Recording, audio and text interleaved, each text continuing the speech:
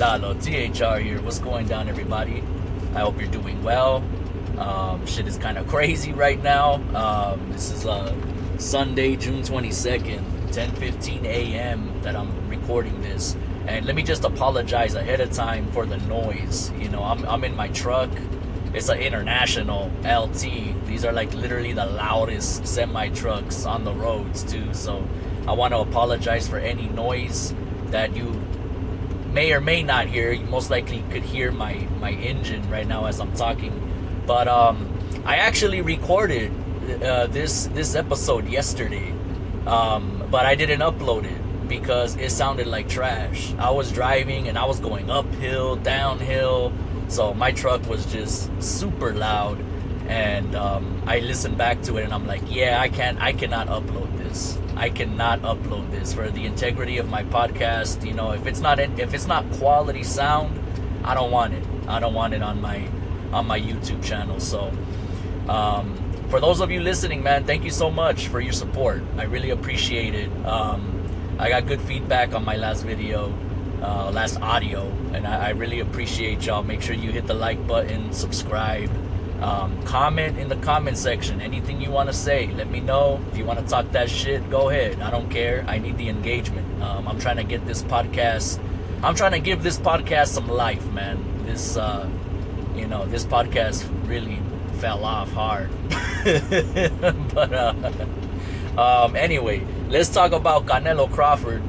And that's the main story. Is they had their press conference, finally had their stare down, and also that big, highly anticipated interview with Piers Morgan, sit down interview. I'm going to talk about all of these things. Let's start with the press conference first, because it's funny. I'm seeing some conjecture on Twitter, on X, about, Crawford being scared, he's shook, he's got a look in his eyes. And then also they're arguing Canelo's also looked scared. He gulped and he was blinking and he was the first to turn his head away for the photo op. And let me just say right now, that face-off shit is corny as fuck. Okay, because you cannot gauge whether somebody is afraid or not afraid based off of a stare down. Okay, you cannot gauge whether someone's intimidated based off of a stare down that was organized and it's in a controlled environment, and they're if Canelo walked up on Bud on the street, that not a controlled environment, no cameras everywhere, no photo ops, no Arabic dignitaries sitting there, just on the streets and somewhere in Los Angeles or some shit. And maybe somebody happened to capture it with their phone, and Bud made that face that he made. Then maybe I would buy it. I'd be like, yeah, that fool he looked shook. He looked shook for real. But in this type of scenario, you cannot really judge one way or the other. These two guys, man, they're gonna make the most money they've ever made in their life. I think it's been confirmed that Canelo is gonna make $200 million plus from this fight. Canelo's gonna be the first boxing billionaire. He's on his way. It's probably after this fight he's gonna hit that milestone. The first boxing billionaire, a Mexican. I never thought I'd see that. That is insane. That is insane. But and this is gonna be an extraordinary payday for Crawford as well. He's only getting $100 million less. He's gonna bring home $100 million. Shit, I'd be happy with fucking $10 million. Shit, give me $20 million and I'll fight both Canelo and Crawford, and I'll get knocked the fuck out both times. But shit, I'll take my $20 million home with a big old smile on my face and two black eyes and busted lip and maybe some teeth missing as well. Nonetheless, the press conference was interesting. There was an exchange. Canelo and Bud Crawford did exchange. I'm going to give you my predictions, by the way. I'm going to give you my predictions, my fight prediction on this fight. I was planning to save my predictions for a future episode when we get closer to the fight. But I figured, you know what? I mean, September 13th really isn't that far away. We're literally just a few months away, and I already know who's going to win this fight. So there ain't no need to to stall and to wait, and I gotta see something first. I gotta see their training camp, blah blah. Like, nah, bro. I already know who's gonna win this fight, and it's not that far away. So just to make this funner, I'm gonna also give you my prediction on who's winning this fight and potentially how they will win this fight. And I also want to say that that title belt that they created for this fight, the ring championship, that thing looks prestigious, man. That thing, you could tell that, I think they said that they spent like $250,000 making that belt, something along those lines. And it looks like it. Like, that belt looks like it cost millions of dollars to make. It looks like the World Heavyweight Championship from the Rocky movies.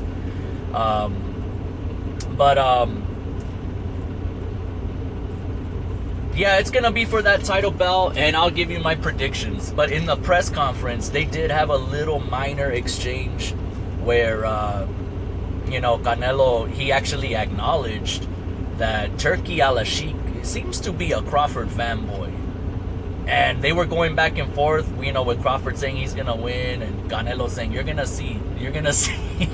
And he said, I know Turki is in your corner, but he's gonna be very mad that day when you lose. Something along those lines. And I thought that was cool. That was cool because it is very apparent and evident that Turki Al-Sheikh definitely is a fan of Crawford. Like, I mean, he's always holding hands with him. I mean, that photo that went viral of Turki having dinner with both Canelo and Crawford in his house, that was weird, man.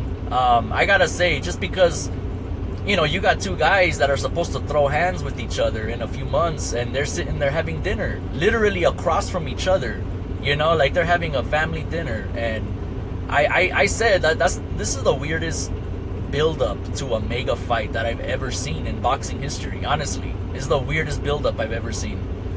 And there's been some weird ones, I think, but this one, two fighters having dinner before they fight, that's unprecedented, I think.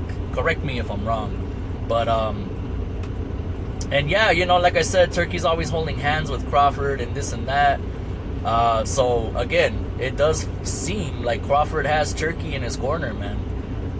And perhaps that might bode well for Crawford when he fights Canelo September 13th. I'll assess that a little further later on. But other than that little exchange, the press conference was two professionals, man, just going to work. Two professionals, no antics, no craziness. So far, both of these gentlemen have been gentlemen. They've been classy, they've been pros. No controversy, no publicity, like not acting like cats like Ryan Garcia or Devin Haney or Teofimo Lopez, most especially, jokers like that who just cause a ruckus before the fight to try to gain publicity and try to gain more attention and whatever else. But these two guys, they don't need to do any of that. This is a mega fight. That's what it's being billed as a big mega fight, as a big event. And I'm gonna say something right now that's probably gonna make some people angry, but it's the damn truth. And I'm gonna say it right now. It's that this fight is a mega fight because it's all on Canelo's back. It's Canelo fighting an undefeated, skilled fighter who many people claim to be a pound for pound best fighter in the sport today. But outside of boxing nerds and maybe people in Omaha, Nebraska, nobody really knows who Crawford is in terms of casuals, in terms of a mainstream audience. I don't see Terence Crawford in no commercials and no marketing campaigns or anything. You know what I mean? Canelo is the draw here. He's the guy that is the marquee on the poster boards. He's the draw. You know what I mean? And I mean no disrespect to Crawford. Don't get me twisted as I'm saying this. I'm sure Crawford, I know Turki Al-Sheikh had Eminem perform at his last fight against Madrimov, where many people felt Madrimov actually won that fight. I gotta go back and rewatch it. I only watched that fight once, and I do remember Crawford kind of struggled, man. Kind of struggled a little bit. But Eminem performed at that event and everything, and nobody remembers that. Nobody remembers. Nobody watched that shit. You know, as far as I know, it was a free event too, I think, if I'm not mistaken. But it's not a big event when Crawford fights. It's not like a big, you know, Turkey tried to make it big, is what I'm saying. He tried to make it into a big deal, but it really wasn't. You know, so just put respect on Canelo's name is all I'm saying. He's the one that's really carrying this fight. This is a fight that has potential to be either spectacular or really bad, actually. Really, really bad. And I'll get into why when I get into my fight predictions. But first, I want to pivot and talk about the Piers Morgan interview really quickly before I get into the juicy stuff with my prediction. Piers Morgan, he's not very versed in boxing from what I can see, from what I can tell. But, you know, I want to say he did a decent job, but at the same time, man, it was kind of cringe.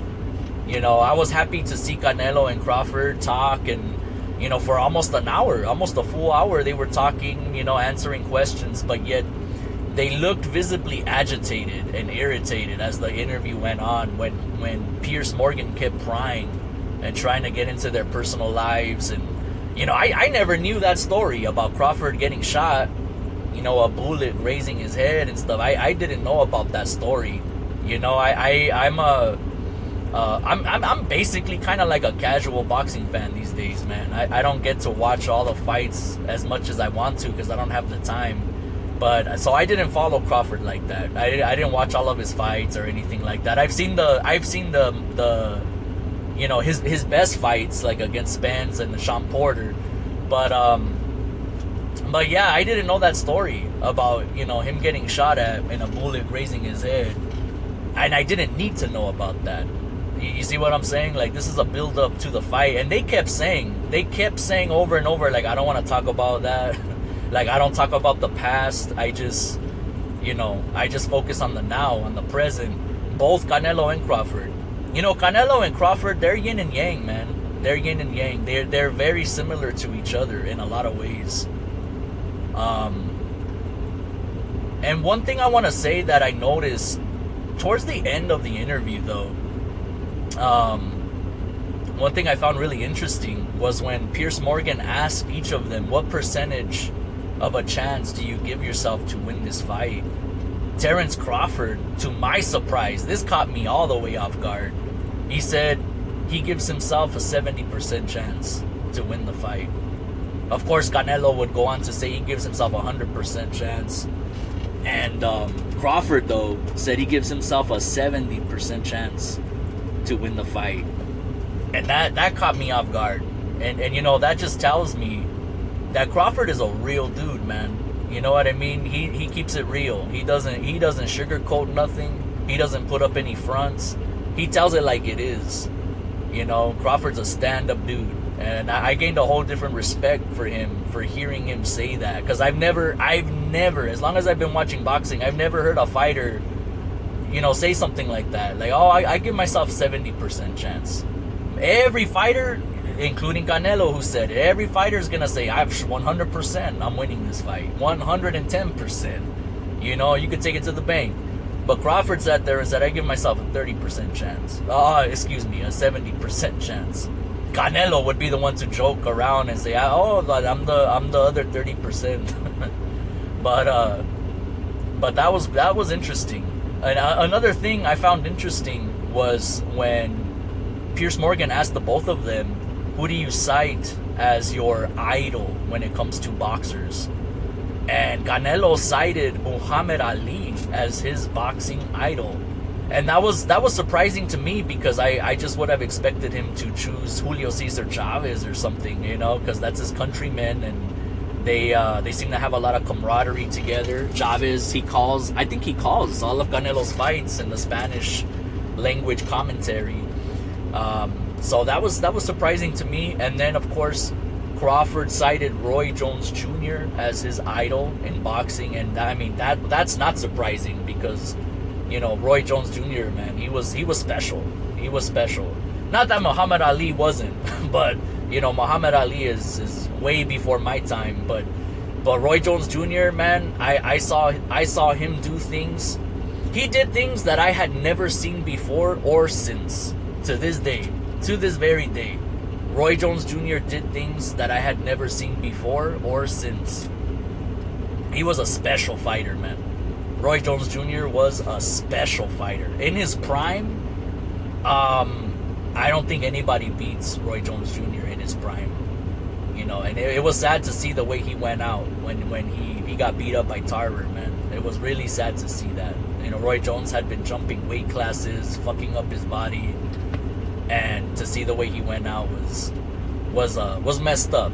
But I used to fuck everybody up with Roy Jones Jr. on Xbox Live back in the day, on the Fight Night games, specifically Fight Night Round 3. I'll never forget Fight Night Round 3, and I would talk shit too on the headset on Xbox 360. I would fuck everybody up with Roy Jones. I would spam the jab and the straight right. Yeah, I was one of those guys. I was one of those guys. But good times. But yeah, man, all in all, both the press conference and the Piers Morgan interview was a good demonstration of the kind of guys that Terence Crawford and Canelo Alvarez are. Two stand-up dudes, two respected dudes, you know, and, you know, it's like Piers Morgan called them both alpha males during the interview. I mean, that shit is so cringy to me, that terminology, but it's true. That's the best way to describe them. They are alpha males, and both of these guys have fucking egos, man. They have egos. These guys, they're ultra competitive. They want to be the best at everything. That's the kind of guy that Canelo, and especially Crawford, that's the kind of guys they are. You know, Crawford, he strikes me as the kind of guy that, you know, he'll want to beat you at Monopoly, and he'll play for 3 hours with you until he wins. Like, he will not give up. He wants to be the best at everything. He'll fuck everybody up at tic-tac-toe. You know what I mean? Like, he just wants to win at everything, no matter what it is, whether it's physical combat or not. He's an ultra competitive type of person, you know. And Canelo is also, I believe, as well. So this is gonna be interesting, you know, because a lot of people seem to think that Crawford is gonna try to fight like a William Skull, where he just runs around and throws a few punches per round. I don't think so. I think Terence Crawford's ego is so massive that he's gonna want to fuck up Canelo at Canelo's own game. You feel me? He's gonna want to stand there in the pocket and fight with Canelo because he wants to be dominant, even in Canelo's fighting style. You see what I'm saying? So I don't buy this narrative that Terence Crawford is gonna run around the ring. You know, that reminds me. There's been talk about Turki Al-Sheikh and his comment. He said, I don't want to see no more Tom and Jerry fights. I want to see the fighters fight. No more Tom and Jerry.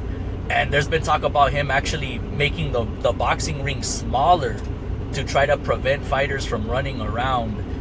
And my thing is with that is, you got to enforce that shit as an actual rule. You don't got to change the size of the ring. All you got to do is say, hey, listen, if you motherfuckers fight like William Skull, where you're going to run around and throw like 2 punches around, that's going to come out of your purse. I'm going to fine you. It's going to come out of your purse. You know, every round that you throw under 10 punches and you're just running around and not being active, you know, that's going to be, you know, money that we take out of your purse. I don't know the exact logistics of how a rule like that would work, the logistics behind it, and how it could be enforced. But if he does that, believe me, these fighters will start throwing hands the way they're supposed to. You know, you threaten their money, and they're going to start throwing hands the way they're supposed to. But if you just say that, oh, I don't want to see no more Tom and Jerry, I want to see fighters fight, you know, that's not gonna do nothing. Even Terence Crawford himself said, I'm not gonna let nobody tell me how I'm supposed to fight. And I respect that. That's the attitude he should have. You know, don't let nobody tell you how you're supposed to fight. But at the same time, you know, fighters like William Skull, I never want to see that fool fight ever again in my entire life.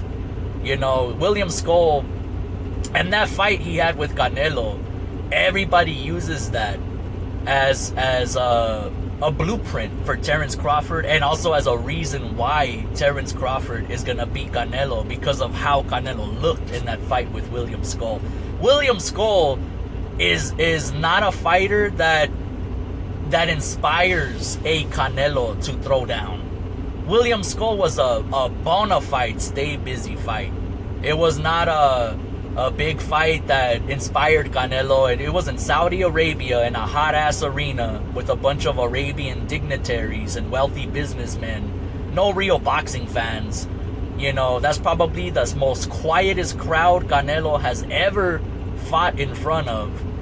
And y'all are citing a man running around throwing 2 punches around because supposedly Canelo couldn't cut off the ring effectively. All the punches that Canelo landed were from him cutting off the ring and getting in them body shots and them left and straight rights. You know what I mean? But you know, hey, if you want to use that as a narrative as to why Terence Crawford has a chance, I'm not gonna disagree. Because listen, if Terence Crawford could fight like William Skull, except throw more punches and land more punches, which I believe he would, you know, listen, man, stranger things have happened. You know, Terence Crawford beating Canelo, let me just say, Terence Crawford beating Canelo is not impossible. It is not impossible. Is it likely? In my opinion, no, it's not. And with that said, let's go ahead and jump into my prediction now for Canelo versus Crawford, September 13th, MGM Grand, Las Vegas, Nevada. Also streaming live on Netflix, which is absolutely incredible because you know damn well, you know, they could have charged $100 for this fight on pay-per-view and everybody would have bought it. So the fact that it's for free, hey, you know, more power to you, Turkey. I see you. But let me preface by saying, I don't like this fight at all. I don't. Am I gonna watch it? You damn right I'm gonna watch it. I'm gonna take the day off work. I'm gonna take the weekend off. I'm gonna have a little get together. I'm gonna have some drinks, some good food, and I'm gonna watch the fight. I enjoy the event. I enjoy spectacles like this. I enjoy the pageantry. But Terence Crawford versus Canelo Alvarez as a boxing match, I don't like this fight at all. Because in a perfect world, Terence Crawford would be fighting Virgil Ortiz and Canelo would be fighting David Benavidez. But unfortunately, it's not a perfect world. And we have a man that's basically jumping 3 weight classes, from welterweight up to super middleweight, to fight Canelo Alvarez in a fight that is 100% a lose-lose situation for Canelo. Because if Crawford happens to beat Canelo, he said it himself in the Piers Morgan interview, this puts him on the Mount Rushmore of boxing greats. And that's the conjecture in the boxing community right now, in boxing Twitter and whatnot. Everybody is saying if Crawford beats Canelo, he goes down easily as a top 5, top 10 all-time great in boxing history. Perhaps surpasses Mayweather, surpasses Pacquiao. Like, he goes down in the history of boxing. But guess what? If Canelo wins this fight, it does nothing for Canelo. It does nothing for Canelo. If in fact it actually is just gonna make people go back to the same narrative. Oh, Canelo's just beating up on smaller fighters. He beat up on a smaller man instead of fighting Benavidez or rematching Bivol. He's ducking Benavidez, blah, blah, blah. This does nothing for Canelo if he wins. It's just business as usual. He just did what he should have done, what was expected. Because a good big man always beats a great little man. That's just the way it is, you know. I mean, and you can argue that by saying, oh, well, hey, Manny Pacquiao went up 2 weight divisions to beat Oscar De La Hoya. Oscar De La Hoya was a fucking corpse when he fought Pacquiao. This is apples and oranges, dog. Oscar De La Hoya wasn't even a fighter anymore. He was already a promoter, you know, running around in fishnets and snorting cocaine. That you cannot use that as an example.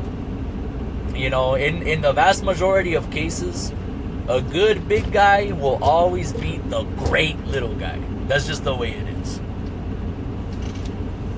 But this is a lose-lose fight for Canelo, and in that way, I feel like it's not fair. It's really not. But hey, he's gonna make $250 million or so. I mean, fuck it. You know what I mean? It is what it is. Money reigns supreme. We're all gonna watch the fight. It's gonna be on Netflix. Hopefully, there's no problems. I know for Mike Tyson, Jake Paul, there was buffering issues, as well as the Netflix app just closing out at random for people trying to watch. I don't even really remember any of that, but I think I just try to subconsciously block out that memory, because I hate the fact that Jake Paul now has a win over Mike Tyson officially on his record. Jake Paul could walk around for the rest of his life and say he beat Mike Tyson. And I love how Canelo and Terence Crawford, you know, downed on that, you know, during the Piers Morgan interview. You know, they both basically said what I just said. It's a travesty.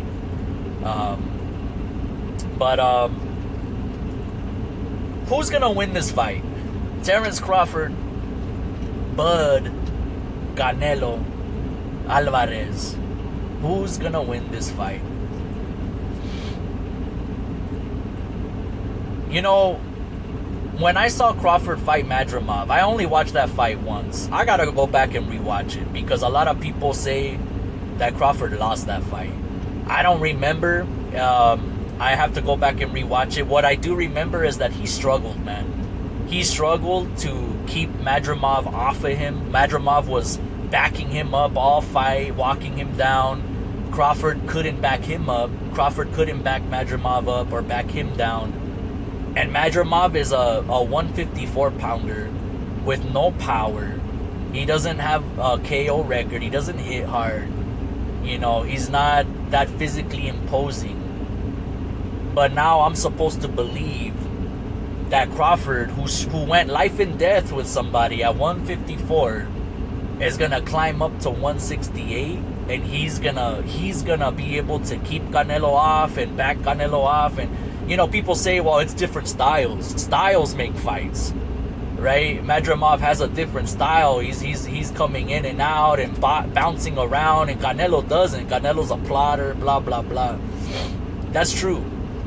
That's very true. I will concede that. But Canelo hits way harder than Madrimov and has way more power than Madrimov and is bigger than Madrimov. And Crawford will get hit eventually. This is how the fight's gonna play out, ladies and gentlemen. Go watch Caleb Plant versus Canelo Alvarez one more time. One of the best fights of 2021. And I could be mistaken, but I think that was actually the last knockout Canelo Alvarez ever got too. Since then, that was his final knockout. He hasn't knocked anybody out since. But I believe Terence Crawford and Canelo is gonna play out almost exactly like Caleb Plant and Terence Crawford played out. Almost. Because if you remember, Caleb Plant was beating Canelo. Caleb Plant was beating Canelo Alvarez. You know, it's crazy to even say that, you know, since, you know, Caleb recently got fucked up by Resendiz. You know, the Mexicans they keep trying to, you know, use Mexicans as jobbers, you know, putting over other guys, and they keep spoiling the whole damn show, man. You had another Mexican just go across the pond and beat Yafai recently. It's just crazy, man. That Mexican blood is ferocious. I hope to God I reincarnate as a Mexican in the next life, and the next life after that. I hope to God. I love being Mexican, man. But anyway. Anyway, Caleb Plant was actually beating Canelo. He was outboxing Canelo, and he was frustrating Canelo too. Go back and watch that fight. Go back and watch it. Canelo looked visibly irritated in his face. You know, Caleb Plant was beating Canelo Alvarez. I remember it like yesterday. But guess what started happening? Eventually, Caleb you know, with that guard, keeping his arms up, blocking punches. Eventually, his arms started to go numb. That happens when a pressure fighter is chasing after the boxer, the technician, right? And he keeps hitting them arm. You know, people think you watch a guy put his hands up, and the other fighter is punching on his gloves and stuff. You think that's what's happening, but what's happening is he's still getting hit. He might not be getting hit in the face or the body, but he's still getting hit. You're getting hit in your fucking elbows, your arms, your wrists, your forearms, and you feel that shit. That shit hurts. You know, go punch yourself in the arm right now. And you're gonna feel it. Now imagine a Canelo punching your fucking arms, you know, over the course of 8 rounds. Eventually, those arms are not gonna work anymore. They're gonna be hard to block. They're gonna your guard is getting broken little by little. And that's exactly what's gonna happen with Crawford. Because once Crawford feels that power, and he will feel it, you know, I mean, unless he does his best William Skull impersonation, and like just literally just runs, literally, like fucking, you know, not even bouncing around, like just straight up, you know, running. That's not gonna happen. That's not gonna happen. I hope it doesn't happen, because I you know, even though I don't have to pay for this fight, I'm gonna feel robbed of my time if that happens. But nonetheless, you know, eventually a good boxer with good defense, he gets broken down, because your arms, your elbows, your wrists, you start feeling that, and you will get broken down. It's only a matter of time. If you can stay on your feet, all 12 though, maybe you could pull off a decision. You know what I mean? But it seldom ever happens. I see Crawford, Canelo playing out very similar to Caleb Plant and Canelo. I think Crawford's gonna win. The first half of the fight, Crawford's gonna be beating Canelo. He's gonna be outboxing him. He's gonna be sticking and moving, you know. But eventually, he's gonna feel that power. I don't know when. I don't know how. I don't know if it's gonna be a body shot or if it's gonna be a punch that grazes his face. But he's gonna feel that power. And Crawford's gonna fight even more conservative, more judiciously. But he's gonna be getting tagged. His arms, his guard is gonna get broken down, and eventually he will get stopped. I think he'll. You know what? Just to be on the safe side, because Canelo hasn't knocked anybody out in years, I'm gonna say this is gonna go to a unanimous decision. And if it does go to unanimous decision, most likely Canelo will get it, because he's probably gonna knock Crawford down, maybe more than once. And it wouldn't surprise me if Canelo wins by knockout, though. I'm gonna just say that it will not surprise me at all if Canelo wins by a knockout or by stoppage. There's weight classes for a reason, guys. There's weight classes for a reason, and it's not like, you know, one thing I want to touch on. The Crawford crowd, they keep saying like, oh yeah, their weight classes for a different, but Crawford is different. His style, he's a better fighter. He's one of the best boxers. It's like, bro, these guys are making it out to be like if Crawford is about to fight Ricardo Mayorga or Antonio Margarito or some shit, like some caveman who just throws punches and doesn't know how to box. Like, bro, y'all must have forgot Canelo's one of the best boxers ever, bro. Ever. His head movement is out of control. His body punching, his counter punching is impeccable. He has one of the best uppercuts I've ever seen in all my years of watching boxing. I've been a boxing fan. Look, when I was a little kid, wet behind the ears, my parents took me to a restaurant bar to watch Chavez versus De La Hoya. That was a humongous fight in our community. That was like the Mexican American equivalent to, you know, Rumble in the Jungle. You feel me? That was our Rumble in the Jungle. You know, De La Hoya Chavez was such a big event in my household. We went, you know, my parents took me to see it at a restaurant bar. I don't even think my little ass was supposed to be in there, because it was basically like a bar. I mean, there was tables, but Anyway, I've been watching boxing ever since then. I don't remember exactly what year that fight took place. My memory is a little fuzzy. But I've been watching boxing ever since then. Ever since that point. And I've never seen anybody with a better uppercut than Canelo Alvarez.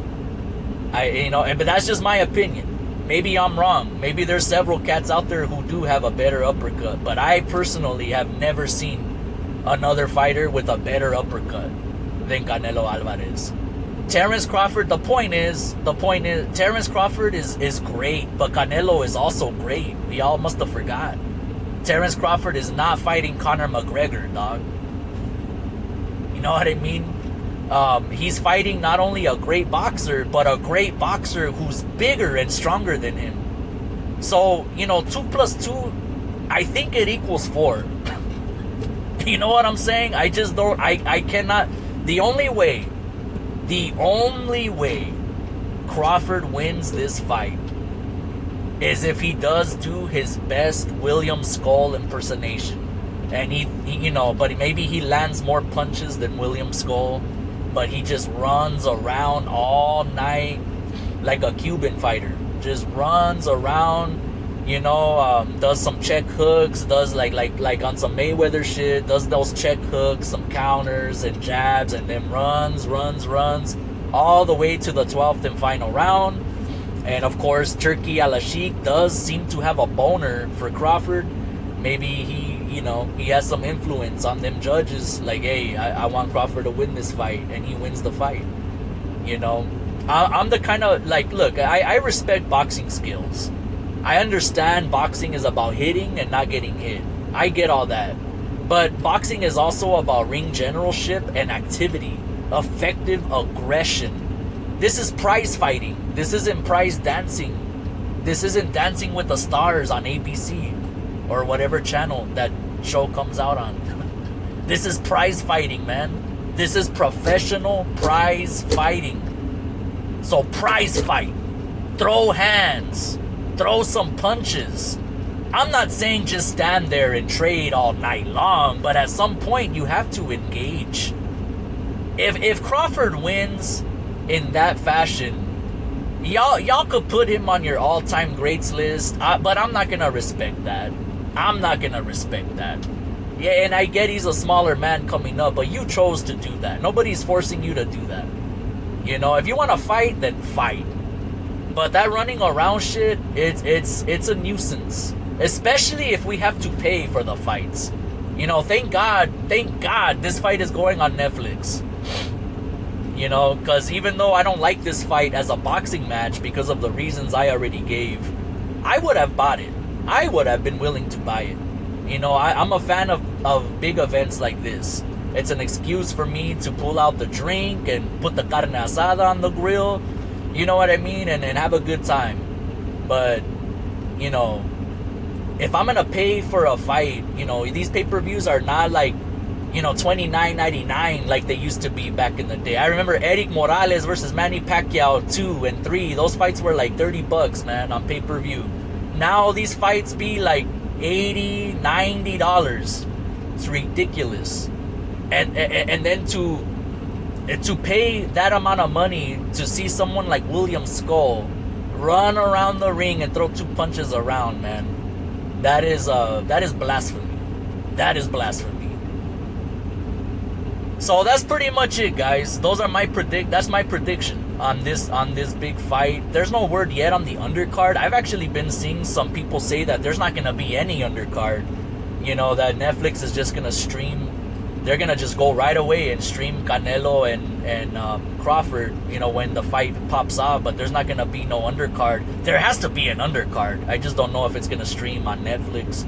Only time will tell. I hope so. Undercards, they're like the appetizer. You feel me? They're like the appetizers. So it's always good to have an undercard to get you ready for that main event. We'll see what happens. But that's gonna do it, guys. Of course, there's gonna be more press conferences to come, more shenanigans, more fight hype, and I'll be covering it. So stay tuned, ladies and gentlemen. And once again, I want to apologize for my loud truck. You're probably gonna be hearing this in future videos. It's just the way it is. You know, I don't have time to record without being in my truck at this point.